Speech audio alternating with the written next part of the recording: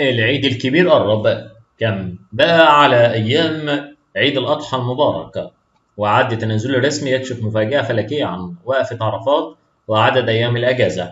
مع بدء العد التنازلي لعيد الأضحى تزداد تساؤلات المسلمين حول العالم بشأن الموعد الدقيق لوقفة عرفات طوال أيام العيد، خاصة بعد أن كشفت الحسابات الفلكية تفاصيل مثيرة تتعلق ببداية شهر ذو الحجة وتوقيت الوقفة المباركة في هذا التقرير. نقدم لكم تفاصيل دقيقة ومحدثة حول المواعيد المتوقعة لوقفة عرفات أول أيام عيد الأضحى وكم تبقى عليهما وفقا للمعطيات الفلكية. ووفقا للحسابات الفلكية والصادرة عن معهد البحوث الفلكية، فإن هلال شهر ذو الحجة يولد مباشرة بعد حدوث الاقتران في تمام الساعة 5 صباحا بتوقيت القاهرة يوم الثلاثاء، وهو يوم الرؤية الشرعية في معظم الدول الإسلامية. ومن المتوقع أن تكون غرة شهر ذو الحجة 1446 هجريا فلكان يوم الأربعاء 28 مايو، على أن توافق وقفة عرفات يوم الخميس 5 يونيو، ويكون أول أيام عيد الأضحى يوم الجمعة 6 يونيو، أي أنه تبقى 26 يوما فقط على العيد الكبير. وجاءت المفاجأة فأول وقفة عرفات هذا العام ستصادف يوم الخميس، وهو أمر نادر نسبيا، ويعتبر فرصة ذهبية للمسلمين لصيام هذا اليوم الفضيل الذي يكفر ذنوب سنتين ويعتبر من أعظم أيام عند الله.